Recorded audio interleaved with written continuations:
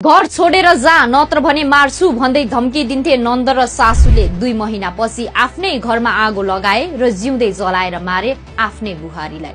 सिन्धुलीको कमलामाई नगरपालिका वडा नम्बर 4 धुरा फाटमा 32 वर्षीय सुशीला घिसिङ बमजनको घरभित्रै आगोले जलेर मृत्यु भएको छ। आइतबार बेलुका करिब 4:30 बजेतिर आफ्नै घरमा आगोले जलेर बमजनको मृत्यु भएको प्रहरीले जनाएको छ। यो विभत्स हत्या सुशीलाका सासू 60 वर्षीय मायारानी बमजन, नन्द 35 वर्षीय मीना बमजन र ससुरा 65 वर्षीय दुर्गामान बमजनले गरेको खुलेको छ। आगोको लपकाले भेट्दा खाटमा बसेका ससुरा दुर्गामान बमजन समेत जलेर घाइते भएका छन्।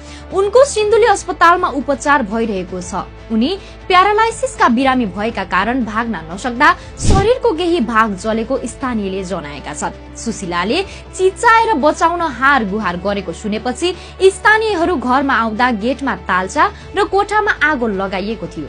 नन्द मीना घरको गल्लीमा उभिरहेको र आगो बलिरहेको थियो। सुशीलालाई नन्द र सासुले आगो लगाएर हत्या गरेको माइती पक्षको आरोप छ। स्थानीयले सासु माया रानीसँग साँचो मागी गेटको ताल्चा खोल्दा उनको मृत्यु भइसकेको पाइएको थियो।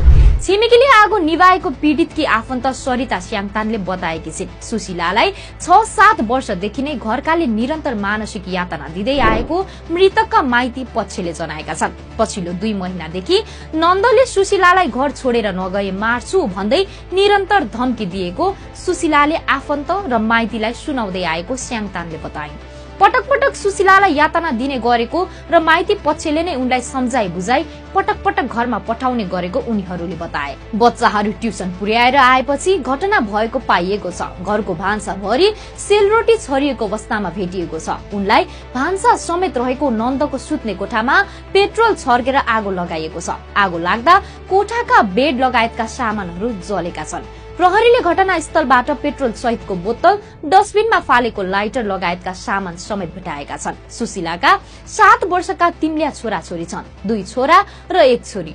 सुशीलाका श्रीमान सूर्य बमजन 2 वर्षदेखि कोरियामा वैदेशिक रोजगारीमा छन्। घटनाको अनुसन्धान भइरहेको जिल्ला प्रहरी कार्यालय सिन्धुलीका डीएसपी सूर्य सुवेदीले बताएका छन्। तथापि प्रहरीले हत्या हो वा होइन भन्ने विषयमा केही खुलाएको छैन।